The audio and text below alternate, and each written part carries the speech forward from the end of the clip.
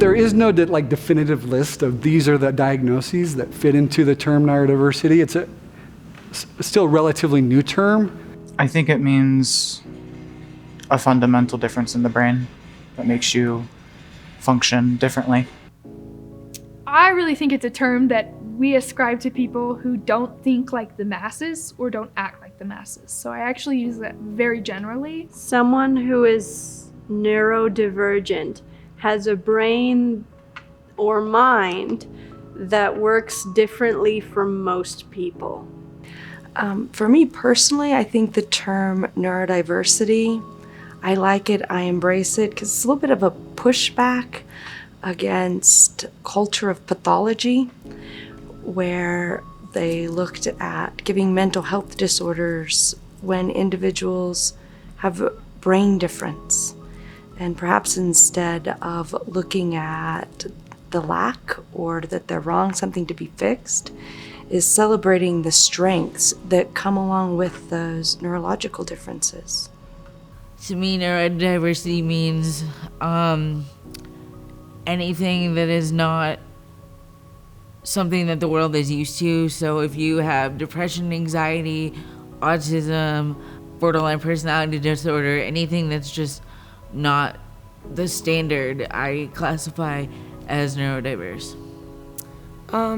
It's becoming, I think I had an idea of it for a long time that's starting to expand.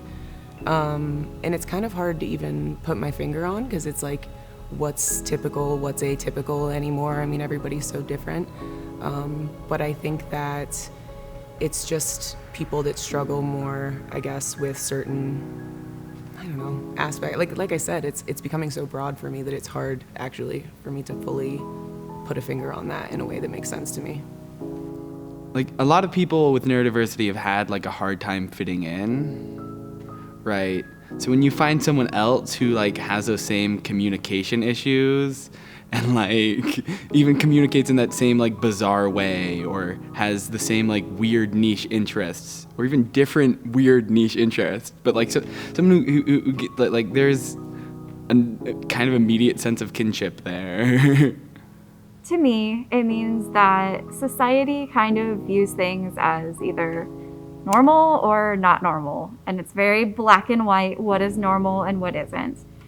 And I think neurodiversity is opening that to a whole spectrum of colors and just saying like, no, this could be a mix and we could have all these different perspectives in there and it could be different but great. With neurodiversity, and a lot of times that comes with other mental health issues, that because a lot of times you don't get diagnosed with your neurodiverse diagnosis until adulthood. And so one thing that I would encourage everyone to do is have some grace for yourself and compassion for others, and knowing that we're all going through something. You never know what anyone else is going through and what they're trying to figure out and navigate. I'm gonna be kind of a geek for a minute. Neurodiversity, so the nervous system, right? It's the way that your electrons run through your body. It's like really cool. And everybody's a little bit different, you know? Everybody has different folds in their brain. Everybody has different amount of white and gray matter. Everybody's nerves, they're like basically the same, but they work differently. And so on a literal sense, neurodiversity means that your brain is different, or your nervous system is different than somebody else's. Yeah, all people have ability. All people are smart in unique ways. And all of us have the things we struggle with and the things that our brains don't do naturally, and we really feel out of place when we try to make our brains do it. I think everyone in one way or another can identify with, hey, there are some things that come easy for me, and then there's other things that seem really unnatural. Even though they're neurodiverse, they're still people.